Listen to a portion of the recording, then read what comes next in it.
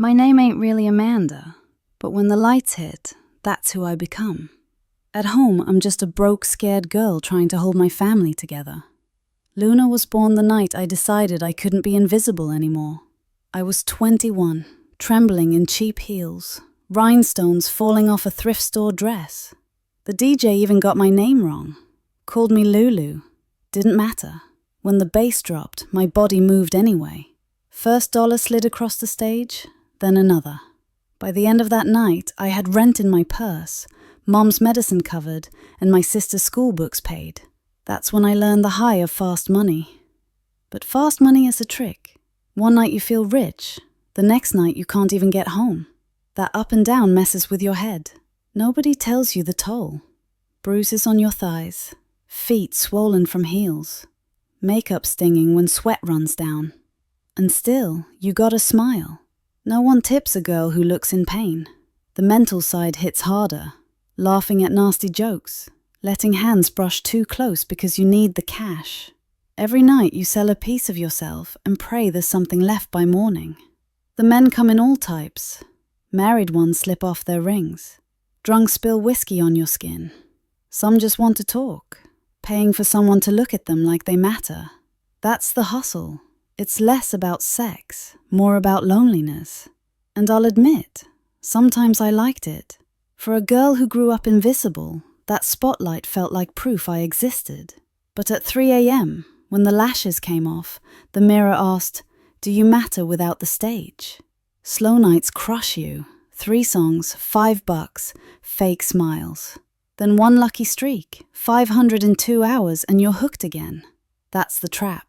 Fast money whispers, one more night. Scars pile up, not just on skin, but in your head. I carried them heavy, yet I kept showing up. Fire didn't burn me, it made me harder. Backstage was another world. Perfume, wigs, nervous laughter. Girls side-eyeing each other, but sometimes watching each other's backs too. Survival with glitter. No paycheck, no guarantees. You could leave with rent or leave broke. People ask, do you like being a sex object? Sometimes, yeah. Men chasing with what? I think about my mama. She danced too. Met my dad, if you can call him that, when he was a pimp. She warned me not to follow her path, and here I am, same stage. I don't hate her anymore. I get it now. Stripping ain't a dream, it's survival. Still, I had dreams. I studied cosmetology by day, hoping one day to open my own salon. But fear stayed close. For now, turning into forever. Drugs were everywhere, but I kept my distance. I already had one addiction, money, and somehow I still believed in love. Still wanted the aisle, the dress, someone who saw me without glitter. Maybe hope kept me human. But truth? I was tired. My body was tired. My soul was tired. And tired don't pay rent. So I kept pushing. Out there, I decided. 3 minutes at a time, I was in control. But danger was always near. Survival meant pepper spray in my bag and never walking out alone. I dreamt of being anywhere else, but bills chained me here. I regretted some choices, but not surviving. What scared me most was waking up 10 years later, still here, still Luna, swallowed whole. What did I learn? Men are easy. Life is hard. Nothing comes free. People will pay anything not to feel alone. And me? I can take hit after hit and still get up. That's strength. That's mine. So yeah, I'm Amanda, a dancer, a hustler, a survivor. But I'm more too. One day I'll hang up Amanda and just be me again. Until then, I grind. I survive. By the second year, the shine had worn off. What felt like magic the first months turned into routine. Heavy, grinding, exhausting. I stopped shaking when I walked on stage. My body moved on autopilot, like muscle memory was running the show. The heels still pinched, the light still blinded, but my nerves? Gone. Replaced by something colder. The money still came, but now I saw the cost. Every crumpled bill smelled like sweat, alcohol and loneliness.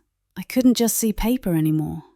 I saw hours of pretending, fake laughs, hands on me that I didn't want. Each dollar felt heavier, like it carried a piece of me inside it. Nights blurred together. Monday felt like Saturday. Christmas felt like any other shift. I forgot birthdays, skipped family dinners, and lied when my sister asked if I'd come home for the holidays.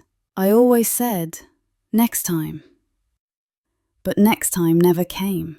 Survival don't wait for family. The club became my world, and outside life started shrinking. My fridge stayed empty, makeup bags full, heels stacked higher than food. I learned to live on energy drinks and wings from the bar.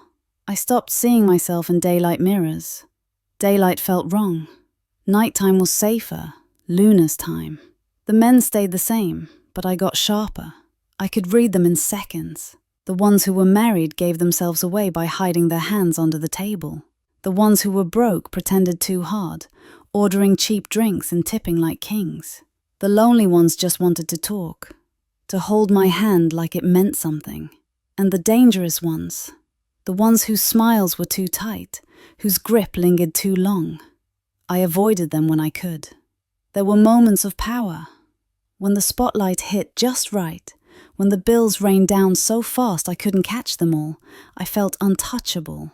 For 3 minutes at a time, I owned the room. But once the music cut, reality slammed back harder. The glitter never stuck. The emptiness always did. My body began to show the truth. Bruises that didn't fade. Knees that ached before I even climbed on stage. Blisters on top of blisters. I started popping ibuprofen like candy, washing it down with cheap tequila shots just to numb myself. Some nights I convinced myself I was in control. I told myself, I choose this. I decide who touches, who pays, who gets a smile. And some nights that was true. But other nights, I was just meat under lights, moving for strangers who didn't care if I lived or died. And yet, I kept going. Because every bill I stacked meant my mom had medicine. My sister stayed in school. The rent stayed paid. Survival was louder than shame. Louder than exhaustion. Louder than the voice in my head begging me to stop. That's the part people never see. They see glitter, heels and cash. They don't see the girl crying in the shower at 5 a.m., scrubbing herself raw like maybe she can wash the night away. They don't see the silence in the morning, when the makeup's gone, and the phone won't stop buzzing with men asking when they can see Luna again. By the end of year 2, I realized something that scared me. Amanda wasn't just a mask anymore. She was bleeding into me, into every part of me. The laugh, the tilt of the head, the way I flirted without even knowing it. I caught myself doing it in line at the grocery store, talking to a cashier. Luna wasn't staying in the club. She was following me home. And that's when I knew. This life don't just take your nights. It takes your days, your mind, your soul, piece by piece. By the 3rd year in this game, I wasn't the same girl who first walked into that club. Amanda had her claws in me deep. She wasn't just a name I used for the DJ. She was the armor I wore, the skin I lived in. At first I told myself I could keep the two lives separate. Daytime me, nighttime Luna. But by year 3, that line blurred so bad I couldn't tell where one ended and the other began. I'd catch myself scanning people in daylight like customers. At the grocery store, in class, on the bus. Every man became a calculation. What does he want? What would he pay? Could he be dangerous? It rewired my brain, made me colder. Even my friends, the few I still had, felt like clients. I'd listen to their problems and catch myself waiting for the tip that never came. That's what this life does. It teaches you to see every human as a transaction. And the worst part? I was good at it. Too good. I could work the floor like a chessboard. Every man a piece, every move deliberate. I'd lean in close, whispered just enough to make him feel special. I'd play shy with one, bold with another, innocent with the next, dirty with the last. I was an actress, switching roles with every song. And it worked. Money flowed. My bag stayed heavy. But being good at the hustle don't make it easier. It makes it harder to quit. Because now you got proof. You're valuable in this space. Out there in the real world, you're invisible, replaceable. In here, men wait in line just to breathe your air. That's power. That's poison. Weeks started blurring. Birthdays, holidays, they all passed me by. My little sister texted, "You coming for Thanksgiving?" I lied. "Yeah, I'll try." But I knew damn well I'd be on stage, shaking it for strangers. Guilt piled up heavier than any bag of cash. But guilt don't pay bills. Some regulars got so familiar I could predict their words before they spoke. Big Mike, always in a suit too nice for the club, sweating through it, pretending he was big time. But under that laugh was just a broken man, abandoned by his family, paying me to make him feel like somebody. Some nights I hated him. Some nights I pitied him. Then there were the dangerous ones, the ones who thought money meant ownership, who grabbed too hard, whispered filth in your ear, or lingered in the parking lot after closing. By year 3, I kept pepper spray in my purse like lip gloss. I never walked out alone. Survival meant staying alert, even when drunk men waved cash in my face. The scars stacked up, the invisible kind most of all, laughing at jokes that made me sick, letting someone cross a line because I needed rent, crying in the shower, scrubbing until my skin burned, scars nobody saw, but that lived inside me. And still, I kept going. Because stopping felt scarier than dying slow. Because minimum wage won't cover Mama's meds.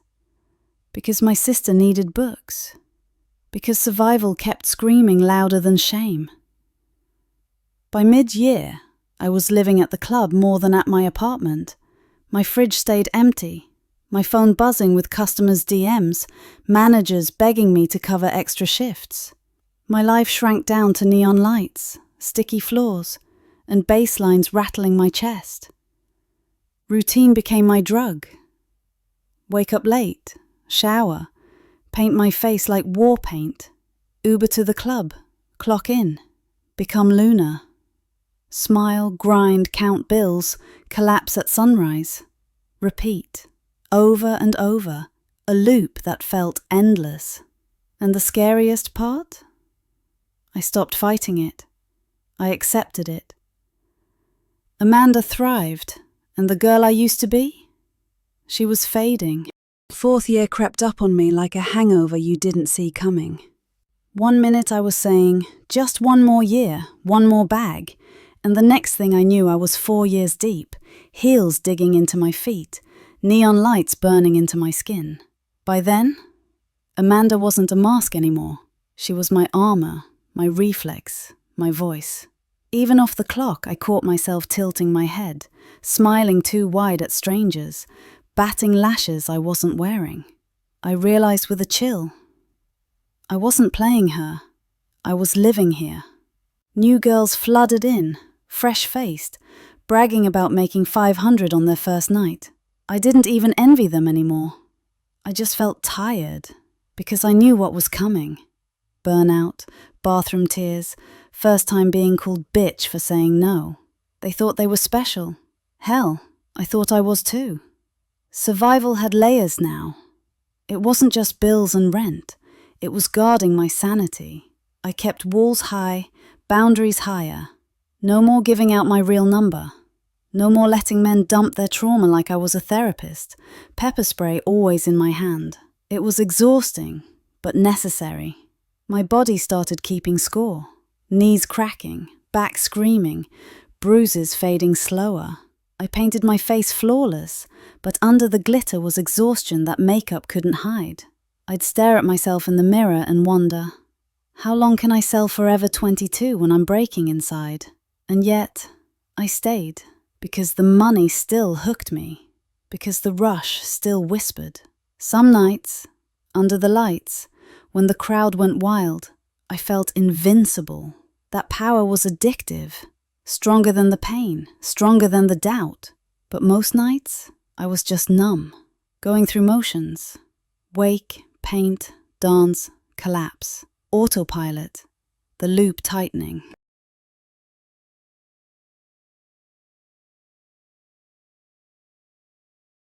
There was one night I'll never forget. Club nearly empty, just a few regulars. I sat with an older man, grey hair, quiet eyes. He didn't touch me, didn't even look at me like that. He just talked about his wife who had died 2 months earlier after 40 years together. He came to the club because he couldn't stand the silence of his house. For once, I felt something crack inside me. Not pity, not disgust, just human connection. For a second, I wasn't Amanda. I was me, and it scared me, because I realized I hadn't felt me in years. Still, by the end of year 4, I was fading fast, smiling in daylight like Amanda, flirting at the grocery store without meaning to. The mask had fused to my skin. Some nights I looked in the mirror and didn't know if the girl underneath was even alive anymore. That's what 4 years does. It doesn't just take your body. It eats your soul piece by piece. And all I could tell myself was the same lie I'd whispered every year. One more. Just one more. Year 5 hit different. By then, I wasn't just seasoned, I was carved out. The club had cut me, burned me, rebuilt me into someone I barely recognized. Amanda wasn't a mask anymore, she was my blood. People on the street called me by that name, and I turned my head like it was mine. My real name? It started to feel like a stranger's. The money still came, but it didn't mean anything. I dump stacks on the bed at sunrise, stare at them and feel nothing. Just paper soaked in sweat and desperation. Bills got paid, Mama's meds covered, my sister's tuition scraped together. But dreams? Those were gone. The salon I once pictured, the one day I'll leave fantasy, it all felt like smoke. My body screamed louder now. Me swollen, back stiff, bruises permanent, painkillers in my bag, tequila on my breath, makeup hiding the cracks. I was 26 but felt 40. Every bruise healed slower, every shift lasted longer, and yet I couldn't stop.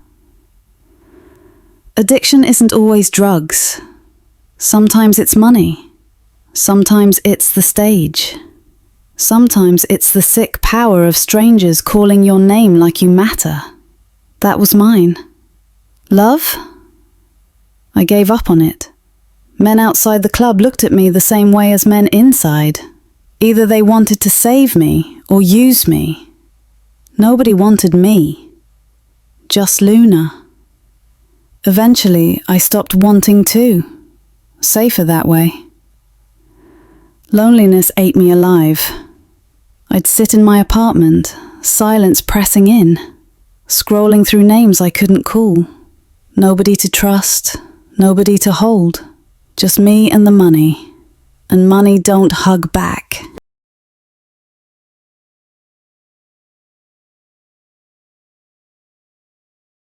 There was one night burned into me forever.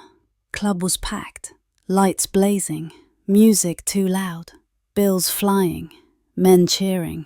On stage I smiled, dropped low, spun like a superstar, but inside I left my body, floated above myself, watching a stranger moving glitter and heels. The crowd roared, but I felt hollow. I finished the set, locked myself in the bathroom, and stared at the mirror. Mascara streaked, glitter smeared, eyes empty. I didn't recognize the girl staring back. That's when fear hit. Not of men, not of violence, but of myself. Fear that Luna had eaten me alive and there was nothing left underneath. Still, I showed up the next night. Because survival don't care about fear. Bills don't pause for identity crises. Mama still needed meds. My sister still needed books. So I pushed the fear down, strapped on my heels, and kept moving. 5 years deep, I wasn't thriving. I wasn't broken. I was just existing. A machine in heels. Smile, grind, collect, collapse, repeat. The cruelest joke of this life? On the outside you shine. Inside you rot. People call you powerful while you feel powerless. People call you beautiful while you feel invisible. And yet, I survived. That's all I can claim. 5 years in, scars piling, hope dimming, but still breathing, still moving. I told myself again, the same lie I'd whispered since the beginning. One more, just one more year. But deep down I knew, Luna wasn't leaving me, and maybe I wasn't leaving her.